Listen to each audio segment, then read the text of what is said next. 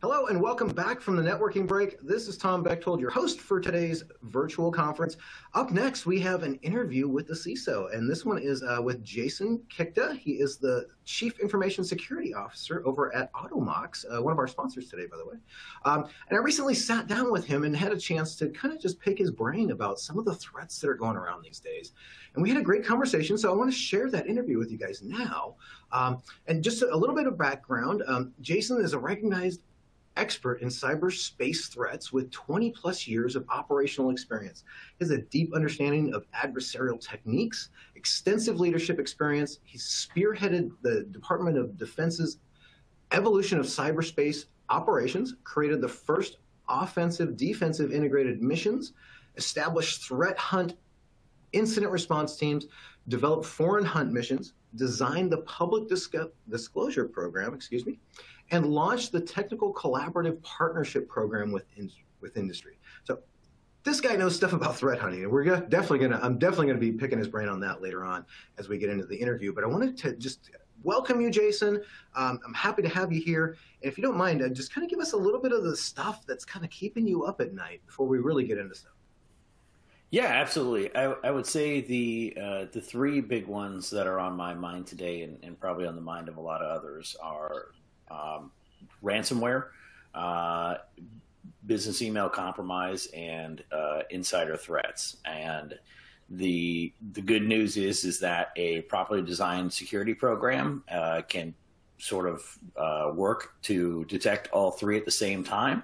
And, it's only when you get down to intent, can you kind of get down into, was this an insider threat or was this something criminal like ransomware BEC? So there's no need to be oppressive to your employees. You can sort of solve for all three simultaneously if you take the right approach. Interesting. Okay. We're going to hopefully hear more about that. But let's start off with ransomware. I mean, ransomware of all of these types of threats seems like it must have the best PR firm because it makes the headlines a lot more than a lot of these other attacks. But my understanding, and from what we heard from the Secret Service in our morning keynote, is that ransomware actually makes less money than BEC attacks. So let's kind of talk a little bit about what you're seeing out there in ransomware. Has it slowed down because of the war, or what are you thinking about with this? I don't know that it's slowed down. I think there was definitely a taper off when the war started, and the money was harder to get a hold of. And I would bet that when we look back at the statistics for the last month or so here, that we'll probably see another blip because of what's happening in the cryptocurrency market, right? And so that's sort of, when you look at ransomware actors, you have to look at some of their inherent challenges, right? And so a lot of it is, they're trying to monetize access for to a network, right? Same as BEC, right? It's monetizing. I was able to break into a network. That ought to be worth something. This is how I'm going to turn that into money. And so the way I like to articulate it, Tom, is that they have some problems of, how are they going to get you to pay, right? With business email compromise, and the way that it is more effective is that, it's a different model, like tries not to get caught. Ransomware, they want you to know that you're there, or that they're there. They want you to, feel pressure about that. They want you to feel pressure to pay. They try, some, various types of secondary and tertiary extortion with data, personal information about executives or employees, so on. But, once they get the payment, what payment are they taking it in, right? Are they taking in something like Bitcoin that's fairly traceable? Or are they taking it in Monero, which is much harder to trace? Are they, and then, are they, what kind of exchanges are they working through to then turn that money into actual, into traditional currency? And then whenever there's a, so sanctions had an effect on that part of it. And then there's also the conversion rate, right? Which when cryptocurrency takes a dive, anything that they didn't convert and get out of the system is suddenly worth less. And so, sometimes you see it can really go either way. You can sometimes see a blip down as they slow down to see what the market's doing and start focusing about trying to get their money out or get their money into a better place. And sometimes you'll see a blip up because suddenly their net value just took a massive hit, and they want to earn that money back. So, you know, the other piece of it that I think is critical to understand about ransomware is that the threats evolved a little bit, right? And so the last few years we had this sort of market period of these sort of marquee intrusions, right? You had, you know, Colonial Pipeline, you had Kaseya, you know, you had the big names out there, the R-Evils and the Contis and the, you know, Dark Side, Dark Matter, Black Matter. And now I would say we're seeing a lot of actors go more for the velocity route, right? So Lockbit is probably the most prolific group at the moment. And they're going for, instead of, you know, headline grabbing millions of dollars ransoms, they're going for, you know, a few $100K each time, right? They want to do a lot of companies, turn them over quickly, and do a few $100K. And I think the unfortunate side effect of that is it means they're going down market. It means they're going into less capable companies who are less able to pay, who have, you know, less investment in their security posture and overcoming their technical debt. Makes me almost, does it seem like they're almost commoditizing it? I mean, because it seems like that when we do that with normal products, you've diminished the value of it. But at the same time, though, if you're hitting 100 companies for 100 grand a pop, that's better than one for just $1 million. Absolutely. So to be clear, in the criminal space, and especially in the Eastern European and Russian-centric criminal space, but really it holds true for all of them. They're just the most, I think, openly pragmatic about it. We're all commodities to them, right? And so they are opportunistic actors, right? It's not like state actors where it's a targeted intrusion and I want to be there. I need to get there. And now I'm going to do, you know, crazy stunt hacking in order to get there and stay there and not get caught there. This is, you know, low-hanging fruit, grab as much as you can, turn around as quickly as possible. And so what you have is you have this whole ecosystem, right? And so it starts with, you know, basic, you know, low-level crimeware. You have, you know, botnets that are out there, compromising network, looking for compromised credentials or two compromised credentials, right? So looking on, you know, and those are the kinds of things where like an employee makes a mistake on their personal computer, downloads this thing, and then, you know, it has a keystroke logger, it catches a password for something for your enterprise and uploads that to this botnet cloud, where then the developers pull it down and then they're gonna turn around and sell that. You have things like Emotet that's now, you know, come back again from the dead, and hopefully will be dead again soon. But you know, it's out there, you know, compromising businesses, and so that's the access broker side, right? And so these access brokers, they are exactly like they sound. They're out there obtaining this access, sometimes purchasing access or trading access with other brokers. They're grading and scoring it, and the more initial effort that they put into grading and scoring and access, the more of a premium they can demand for it. So if they or command for it. So for instance, if it's like, hey, here's 1 million passwords, I don't know if any of them work. Okay, well, fine. That's going to be, you know, those are going to be sold at pennies a piece. You know, really, actually not even pennies a piece, right? That would probably be, you know, $50, $100. But then if it's, hey, I have these 4 businesses and I have managed to get domain admin and I have, you know, exfiltrated documents, I've stolen documents from their financial department and I've looked at it, and based on their financials and their customer records, I think they would be particularly good for business email compromise. Lots of invoices in and out, doesn't appear to be a lot of scrutiny on it. They trust the system, right? That's good for business email compromise, right? Or, hey, you know, this company, you know, their reputation is important to them. They have a lot of cash on hand. They are a good, you know, a good candidate for ransomware. And so then what you'll have is you'll have either these ransomware groups, and some of them run their own access broker cell, and some of them buy from others, and most do a blended approach. And they'll go and they'll buy those, or they'll be a sort of a independent contractor, right? They'll be an affiliate. Is the technical term, who's just doing it independently. And so if I want to be a ransomware affiliate, I'll go to an access broker. I'll buy some access that I think is appropriate for me to do ransomware. I'll go to a tool broker and I'll buy a set of tools, right? I'll buy cracked versions of Cobalt Strike. I'll buy, packaged up versions of open source exploitation tools like, PowerShell Empire and Metasploit, Mimikatz, right? And I'm not buying it because I can't download the tools. I'm buying it because it's all built in one set package. It's got some exploits in there.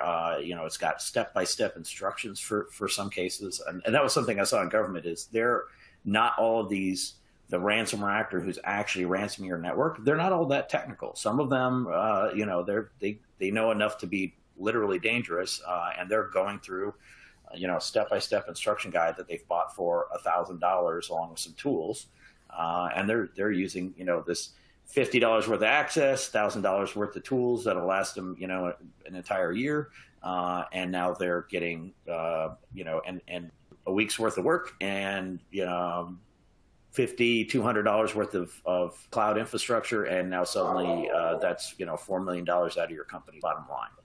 So they'll steal your data, they'll stage it somewhere in a cloud infrastructure, and then they will they'll push out the the ransom software, and then when you pay, that payment usually goes through, if it's not an actual gang coming after you, if it's a ransomware as a service market, they'll handle the ransomware as a service will handle the payment because they want to get that 15% or whatever their cut is off the top, and then they'll push the rest onto that affiliate. So it is a it's a very efficient market.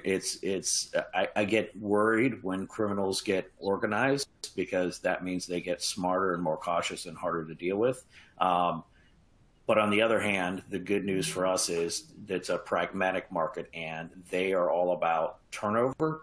Time is money for them, and so if you can frustrate their efforts, especially early on, the majority of the time they're going to move on to greener pastures. So they'll go after someone easier if you're pre-ransom. Once you get ransomed, that's a different discussion. Right. Curious to see. I mean, I want to make a comment. The stock market value thing threw me because I didn't really realize that. I mean, I knew obviously the value of Bitcoin makes a difference, and we've heard from or actually we'll hear later today from Colonel Layton about stuff going on with the war over in Ukraine. But that threw me off because I was like, that makes sense. I mean, they are smart. I mean, they're looking to get the most amount of money out of everybody in every possible angle. So appreciate you bringing that up. Have you noticed, like you're saying, some of these are going for the quick burn and turn, but how long are they dwelling before they actually hit that ransom node? I mean, how long are they sitting there kicking around, digging up your information and stuff nowadays? So that is very group dependent. Okay. But yeah, it varies by group, but most are. The vast majority are under a week, and there's some who are in the kind of 48-hour range of because I think a lot of them, again, where it has turned into a market and they're looking for efficiencies. They've realized that, like, I don't need to get all the critical data, I just need to get a preponderance of it, right? And so it's no longer I'm going to ransack every individual workstation and try and steal the data out of there. I'm going to look for like core corporate repositories, right? Where is your if you're on-prem, Windows environment, like where's your share drive, right? If you're, a little more SaaS oriented, can I pull that stuff out of your Confluence site? Can I pull the stuff out of your Google Drive, right? Where can I steal, a big chunk of data that sounds scary to the business for which they will be willing to pay and avoid the embarrassment. Right. Gotcha. Okay, let's shift gears. We've spent some time on ransomware, and it kind of bleeds back and forth into a little bit of the BEC stuff, kind of depending on the group, it sounds like. But talk to me about business email compromise, or CEO fraud, what we used to call it. Let's talk about this. We know what it is, right? But what are some of the things that people often forget when they encounter this stuff? So, I think that, like you said at the beginning, this is the great, this is the cybersecurity version of heart disease, where it's kind of everyone knows it's bad, but people tend to forget how bad it is because it doesn't quite have the attention. Again, the big distinguishing factor is business email compromise inherently does not want to get caught, right? Whereas ransomware, like, they tell you that they're there whether you want to know or not. And so with business email compromise, it's, the actors are trying to get in there. They're trying to be very, very quiet, and they're trying to extract, maximize the amount of money that they can extract over time from your business without getting caught. And so, they tend to start slow and, well, I should rephrase. There are a few that will go for, like, the one big payoff and assume that, hey, after 2 or 3 kills, I'm going to get caught. There are others who try to be very, very discreet about it and, sort of, they'll round robin through different suppliers and try and stay in there for years. But whereas ransomware, you have these announcement sites to name and shame victims to pressure them to pay. You don't have that in business email compromise. So people don't understand it as well, but it doesn't need to involve email anymore, right? That was, a big thing in the early days was they would go after your email server and they would sort of live there, changing invoices or creating fake invoices and inserting them into conversations without you being aware. But, now they'll go after billing systems and everything else. And I think it's a matter of, much like on the ransomware side of, they're trying to commoditize their operations to the maximum extent possible. And so, if you are using sort of the same software as everyone else and, your network is very, homogeneous, like, that is an easy operating environment for them. And so that means that you're going to have to invest more in security. Whereas if you have something sort of, a little less traditional, then they're going to have to map to it. Now, that doesn't necessarily mean that that's better, because you might not be able to get the same quality or quantity of security products. It might turn out that what you have is really easy to knock over. So I don't say that to encourage people to go one way or the other, but those are considerations to understanding that threat of, their goal is to get in there and try to redirect the business's money into their coffers. And they are not, I think what we've seen out of those actors over the years is that they are, I would say, more flexible and dynamic than the ransomware actors in figuring out ways to do that, right? Whereas, and go back to what we said a few minutes ago, right? Ransomware actor, many of them today, they're running through a script, right? The smart computer savvy folks, the very, very tech savvy folks in ransomware are writing the encryption software, or they're making those tool packages and selling those. Most of these operators are basically script kiddies. And so they're going to go with what they're comfortable with, and they're going to kind of, try and run through that as quickly as possible. Whereas a business email compromise has never been, it's far more bespoke, right? You can't do as much mass production on it because it's, what is that business? What do their suppliers look like? Or their the other companies that they're doing business with? How are those things formatted? What do the emails look like? They have to have strong English skills so that they can understand, and business skills, right? They have to understand, something for me coming out of the government and into the private sector was, learning that, I think we as technical folk often take a lot of guff from other disciplines about how much, how indecipherable our language is. But I got to tell you, we have nothing on MBAs. They'll start going on about ARRs and other, they'll start throwing around acronyms and all of this stuff, and it's equally indecipherable. But as a business email compromise actor, that's your operating space, and you have to understand that language, and you have to understand what that means. So they're out there, really getting to know your company, and the more effort that they put into it, the more that they are going to want to, build a house and live there. So that's I think again, another difference in approach in what you're looking for business email compromise versus ransomware is ransomware. You're looking for something that's probably less than a week old on average, whereas business email compromise, you may be looking for something that has been there for months or years, right? And so how far do your logs go back? How much, forensic tail do you have in your network to be able to kind of suss out how long have they been here, how much damage they've done, or all the places where things might have been changed, modified, that we need to now go fix. Right. You bring up a good point. I mean, it sounds like these folks are more technically savvy than some of those ransomware ones that you were talking about, and we heard about that from again from the Secret Service this morning, how they go in and change rules in Outlook, and most users don't realize that that's even a thing, you know, so they don't think to look at that, and it could be, you know, Kathy in accounting, and she's forwarding all of her invoices to the bad guy, and she doesn't even know it, or she might not even be getting a copy of those messages too. So it's can you talk about that a little bit? How do is there a way, I should ask, for like IT folks within organizations or the security team themselves, is there a way to massively look at on your network, you know, all of the rules? I mean, is that a thing? Yeah, I mean, that's a feature that, you know, you're able to sort of, you know, in most modern email solutions, you're able to sort of call that up, right? So, you know, in a Microsoft Outlook environment, right, you can go into Microsoft Exchange and you can say, you know, show me the rules for the whole organization, or show me the rules for a particular user. And so I think that's where, you know, an ounce of prevention is worth a pound of cure of, you know, do you have, you know, have you tried to do something like set up a script that like, hey, every time a user puts a new rule on that has to do with destination of email, right? And I don't mean, you know, hey, when it comes in from this thing, put it in this sub mailbox of my mailbox. But like if it's going out to another account, right?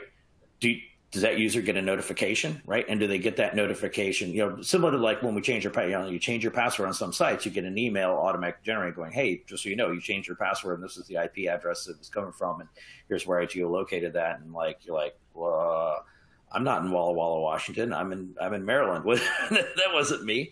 You know, but we don't really do that for email forwarding rules, but we could. And do you want to have that on the potentially compromised email system, or do you want to have that go out of band where the user gets a Slack message from a Slack bot or text message on their phone or something, right? And so that's where you know, just kind of going through and saying, okay, what is the methodology that would be used against me, and how would that detect it? You know, that's not a product you need to buy in that case. That's just, you know, simple. You know, automation and scripting by your IT team that can really save you a lot of money down the road. Excellent. Appreciate that. Let's jump over to insider threat. This is definitely one that I think folks need to be kind of getting their arms around a bit. And it kind of plays into both of them. I mean, I've seen stories, headlines where it talks about like some of the ransomware actors are approaching people in businesses and offering them, you know, like $1 million.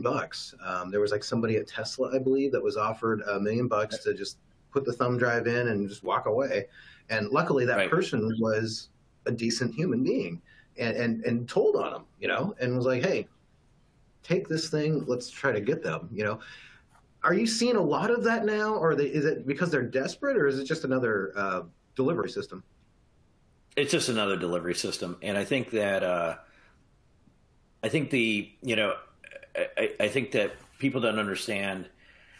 I think when people think about insider threat, they tend to think about the, you know, the really disgruntled, angry employee. And that is absolutely a thing. And that's a thing that people should be worried about. And it's a thing, you know, unlike the Tesla example, is probably what Elon's dealing with at Twitter right now.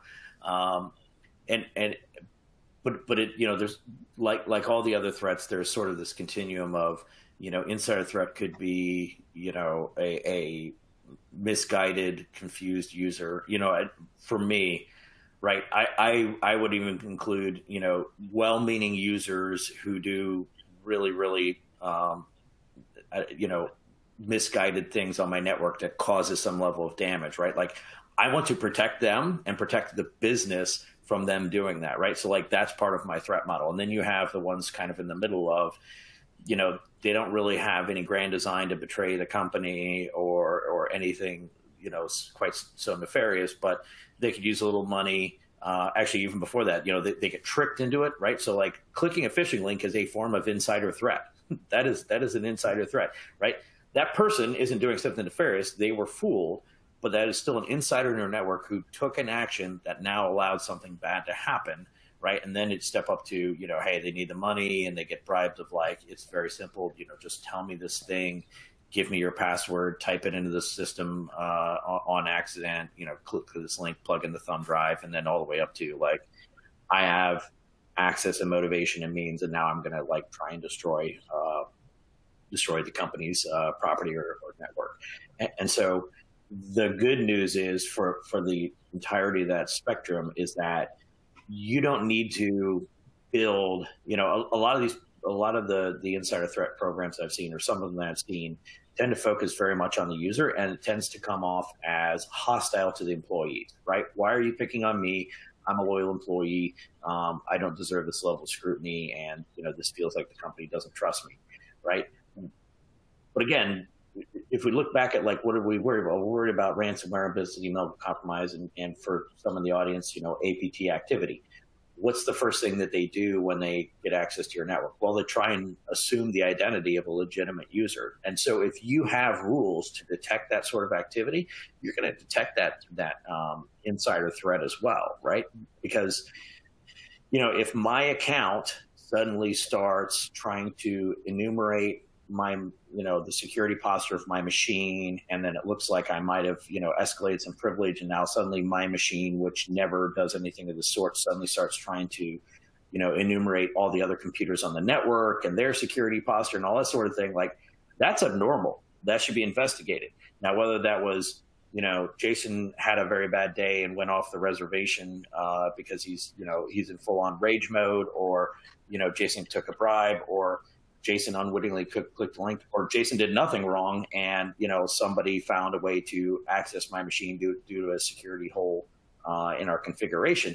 Like that's all sort of irrelevant at that point. You're detecting that behavior, and then through forensic examination, you kind of get back to, okay, what was the timing of this? Like, was he even logged in at the time? Like, where was he physically? Like, you know, do we have any signs of outside influence, or was he doing it? And that's how that investigation piece. That's where you get down to, was this an insider, and sort of what flavor of insider was it? You know, all the way from simple, you know, foolish mistake, all the way up to, you know, full on angry maliciousness. Right. Okay. Excellent. Appreciate that. Have you seen a growth in that with, you know, we're all working from everywhere or anywhere at this point in time. Some of us are, you know, going back to offices, but does it seem like there has been a pretty big spike? Let's talk more like the nefarious bit, because it's harder for the unwitting accomplice, I like to call them. But have you seen a spike in the nefarious stuff? I think it's really hard to say. I think this is like much like business email compromise. This is a place where we don't have very good metrics, and you know, I would question the accuracy of whatever's out there. But I think that, to your point, the increase of remote work and the proliferation of SaaS in corporate environments, and sort of moving away from that on-prem architecture has made, I won't say it makes detection more difficult. It makes detection different. We're not used to that difference, so therefore many of us are not going to be as good at that difference of, you need to have a very different DLP, you know, digital loss protection posture and approach for a cloud-enabled business than you do for one that I have a bunch of servers on-prem you know, on a local network in an office building that employees come to, right? And so, you know, that's where you want to try and catch, you know, you're trying to detect the behaviors, and you're trying to detect, in many cases, scale, right? So if I have never downloaded anything from our, you know, sort of central code repository that's more than a few hundred K, and now all of a sudden, like, I download, you know, several megabytes, you know, because code's not all that big, that might be a significant difference, right? I might be stealing intellectual property, and that's something that we would want to detect. But, you know, and it could be system maintenance, right? It's one of those where, you know, you log it, you alert it, and you investigate promptly. Maybe you take some automated action to shut down that user system to, you know, prevent onward movement until you can investigate. It really depends. But, you know, and so that's where we have to kind of think through of like, well, where is our critical data? Where is our customer critical data, right? And, you know, is it in something like Salesforce? Is it in, you know, code repositories? Do we share it in drives? How do I track it within my network, right? And there's another one too of, it's not always, you know, people tend to think about, you know, well, they're going to download it from their personal computer and then, you know, put it on a thumb drive and then give it to a new employer. Like, you know, it tends to be these, I've heard too many convoluted explanations when in reality, the user's going to do something that very closely resembles their normal daily workflow, right? So they're probably going to log in from a corporate system. They're probably going to go, you know, to the place where they know the thing of value is, and they're going to download it, and they're going to, you know, try and find a subtle way, a non-obvious way to get it out of the network, right? And so it might not be the downloading of the data. That might be a normal part of the workflow, but it might be the sudden upload to, you know, if we put all of our data on Dropbox and all of a sudden I see data going out to Google Drive, that's something that I should investigate. You know, and I think the thing too is people underappreciate the timing and the tail on these things. I hear about a lot of companies, even tech companies, even cyber threat intelligence companies, who have these policies of, well, an employee just gave me their 2-week notice, so we have, you know, 15 minutes to shut down all their network access. And it's like, you understand that they're not applying for a job right now. Like they already got the job. They've been interviewing for that thing for weeks, if not months. Like if they were going to steal something, they would have done it 2-3 months ago. They're not going to be like, hey, here's my notice. I'm now under increased suspicion. So now I'm going to start stealing stuff like that. That makes no sense to me as a threat model. And so I think that's where, like, you know, if you have a concern that maybe they are going to take some of your IP with you or with them, then you need to be able to go back in time and look at their actions over, say, the last quarter. And again, we're back to, you know, do you have the logging and the data retention to be able to, and the analytics to be able to support that sort of analysis? Right. And that is a nice segue, honestly, into our threat hunting. I mean, we've kind of touched on it a little bit on each of these, but what are some of the options? I mean, some of our audience members, frankly, they're not a Fortune 50 company. They don't have somebody that's just sitting here looking at their network all day, right? What do people do that don't have a dedicated team and the resources of like a bank or a finance or a healthcare situation? You know, mom and pop shop. You know, how do they look for this kind of stuff? Absolutely. I think, you know, I came from a place where threat hunting meant, you know, a dedicated team of sometimes, you know, 30 people, potentially getting on a plane and flying around the world to go do a threat hunt on-prem for, you know, weeks and weeks and weeks at a time. And that is an extreme. That is a type of threat hunt, but it need not be that way. I have a very broad view of threat hunting where it can simply be, it can be as simple as writing rules to alert you to non-standard activity on your network and that you wouldn't otherwise detect, right? And I think that's where we go back to, and we've talked about a lot of examples of them of, hey, you know, our corporate, you know, we upload everything to, you know, Dropbox. Now it's going to Google Drive, or it's suddenly going out to, you know, this AWS virtual private server that we never talked to. That's abnormal, and I should investigate it, right? Like that's threat hunting, you know, in my book. That is, you know, I've sat there and I've thought through the threat model of what it is that I'm worried about. I've come up with rules to detect the activity. I put those rules in place. I have a mechanism to alert my team, and then I have the policy and procedures and personnel in place to investigate that appropriately, log it, you know, kind of, you know, work through it and take whatever action needs to be taken on it. Like that is a form of threat hunting, and it need not be the you know, sexy, high-end, super expensive team with dedicated tooling and resources that, you know, kind of fly in and drop in from above to dissect your network. It can be as simple as, you know, just looking at, you know, what are my email rules? Like, where does my data go when is it, when is it getting access? What is being done with it? What does normal look like? And then what is, anything that's not normal, it's abnormal, right? And it's going to be very noisy at first, and you're going to tune those rules, and it's going to get less noisy over time. And so that's where I think having a roadmap of,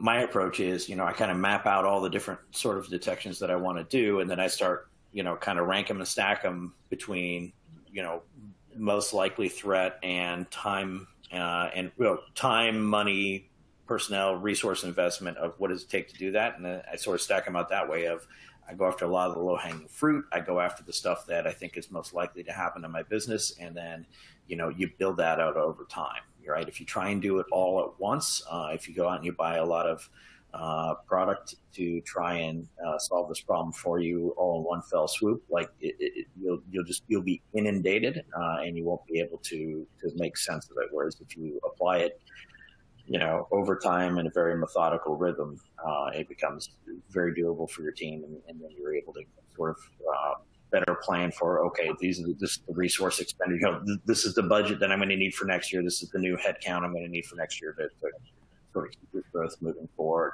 and it also makes it easier to evaluate, right? Because things change over time. The hot new security product of today may not be so great a year from now, right? And very probably may not be so great 5 years from now, right? Some stand the test of time, but a lot of this stuff, products that I liked 5 years ago, techniques that I liked 5 years ago, that they don't hold up today because the state of the art changes too fast. And so that's another thing, is that, a constant cycle of reevaluation of where you want to make investment of your time and resources. That needs to be part of it as well. Well, and the bad guys are just constantly fine tuning their stuff. So the deck's kind of stacked against most folks, right? Absolutely. And I think that people don't understand too, that when you're talking about, especially when you get out of the state sponsored space and you're into the more criminal stuff, that there's a lot of turnover there. The ransomware market, I've heard some estimates that, 30% of the ransomware, the people in the ransomware space turn over every year. And I would say, based on personal observations, that sounds about right to me, because it's, if you go in and you make you have a really good year and you make a few $1 million, well, in Russia, that's a lot of money. That's a lot of money in Iran. That is not, that might be, you're set for life if you have, $3, $4, $5 million. And so, there's a lot of them who are looking to just do it and get out, or it becomes too stressful, or they get snapped up by law enforcement, or, whatever. But, because of that sort of constant churn or that high turnover rate, that means you're necessarily dealing with different people, which means you're necessarily dealing with different variations of existing techniques, and it's going to iterate much faster than if the sort of bad guy population was static, right? That dynamic population of adversary is necessarily going to, unfortunately for us, drive some level of innovation, but certainly of change. Right. One last question for you. Our time's getting a little short, but I wanted to find out, where do you go to kind of stay in touch with all of this information? Is there like a particular blog or a site that you go to that you're like, this is where I'm going, this is usually pretty darn good information? Where do you go? Yeah, absolutely. So up until recently, I would have said Twitter, but that is kind of the information security community, the crowds that I run in that are very threat focused has mostly moved over to Mastodon now.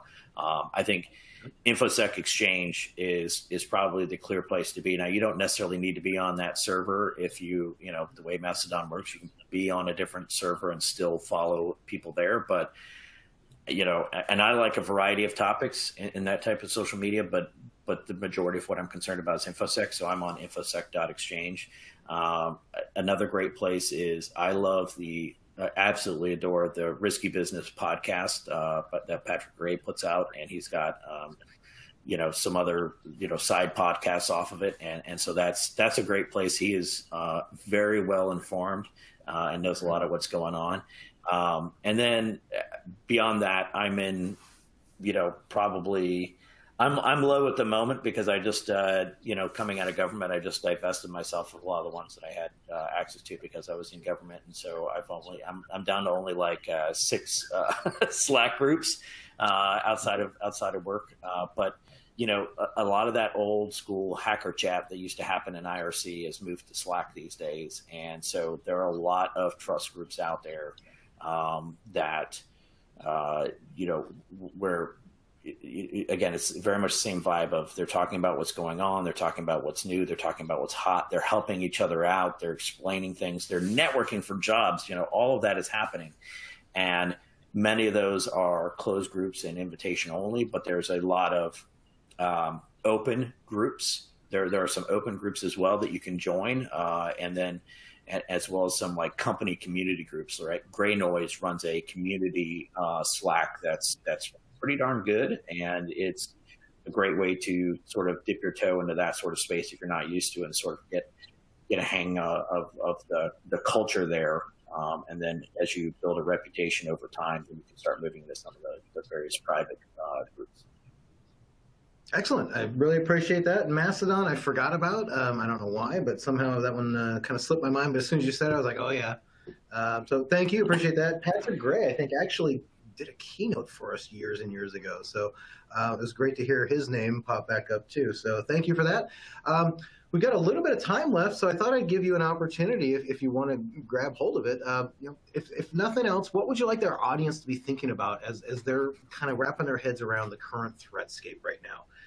And I'll let you kind of wrap it up, and then I'll do my little rigmarole at the end here. What do you think? So I think 2 things. One is, sort of the first one is that people get very enamored, and the press, people who were, lived in sort of the threat focused world like I did before, and even other CISOs, I've been guilty of it myself, get very enamored or fixated on the threat of the day and what's new and what's hot, as far as the actors go. And ironically, that causes them to not focus on the actors. And here's what I mean by that is that when they focus on it, they'll sit there and they'll be like, well, what was the malware? What were the IOCs? Those are not the questions to ask. The question to ask is, hey, an actor wanted to break into my network, right, to do crime, espionage, whatever it is. What would they need to do, right? Focus on the behavioral side, right, of, they're going to have to compromise something that's public facing or get somebody to click a fish or, serve some malicious content some way. They're going to need access to that initial system, right? Whether it be a server or a workstation. They're going to want to enumerate it. They're going to want to, run through that standard kill chain, right? They're going to escalate privilege. They're going to, move laterally. They're going to exfiltrate data from my network. They're going to, do whatever it is, whatever else they want to do. Like, how do you detect those? And so focus on those. And then the other part of it, I would say, because again, I'm very much I'm a fan of brilliance in the basics. And what I used to tell people in DoD was, hey, if I show up on your doorstep, you're definitely about to have a bad day. But if you don't have down your fundamentals of, inventory, do you know what's in your network, right? Do you know? No kidding. Here's what I have on my network. Like, here are the workstations. Here's the software. Here's the, the cloud infrastructure. Like, if you don't know what you have, if you can't, patch it in a timely basis, right? And sometimes, like, you got to put in an emergency patch because something fast and furious is coming our way. And other times it's just, keeping it low and slow and consistent. And then if you don't have your arms around authentication, if you don't have those 3 things down, then someone like me, I can't really help you because, I might be able to evict an actor for a day, but the second I leave, they're going to march right back in because you don't, present them with any serious opposition to getting into your network. And so that was why I left and came to work at a company like Automox, because we're focused on patching. And I feel like there's too much focus on, the high end and sexy, and not enough on the very basic, blocking and tackling of this is what it takes to run a secure network. Of I know what I have, I'm keeping it up to date, and I know how, I'm able to control and monitor the access to that stuff. If we can do that, we will be so much better off. And then you build into all the threat stuff. Right. Oh, and frankly, this will open up a can of worms, and we could talk about this for probably another half hour, but if you're not doing the basics, your cyber insurance isn't going to cover you. You're going to absolutely. You're going to be really sad after that ransomware. Well, yeah, I mean, you're going to have trouble getting insured. You're possibly opening yourself up to lawsuits or accusations of negligence from shareholders or customers. It's not a good place to be. And so that's where people should be putting the majority of their effort is, do I have my fundamentals down? Am I detecting the sort of behaviors that I would see from this range of ever-evolving threats? And if you do that, in the end, you're mostly going to be okay. Excellent. Well, hey, I appreciate your time today, Jason. It was a pleasure picking your brain on the threats and what people should be looking for. So thank you so much. If you have any more questions for Jason, pop over to the Automox booth. They've got staff there. I believe he's going to be there doing some questions too. And they're also doing a prize giveaway. So, hey, you might learn something and win something. It sounds great to me. So check it out. Be sure to pop over there. This concludes our session. We've got some, a networking break coming up. So there'll be some stuff in the networking lounge. Obviously, it's time to pop into some of the booths and chat with the folks there too. So thank you all for joining Jason and I. This concludes an interview with the CISO. Take care and have a great rest of the event.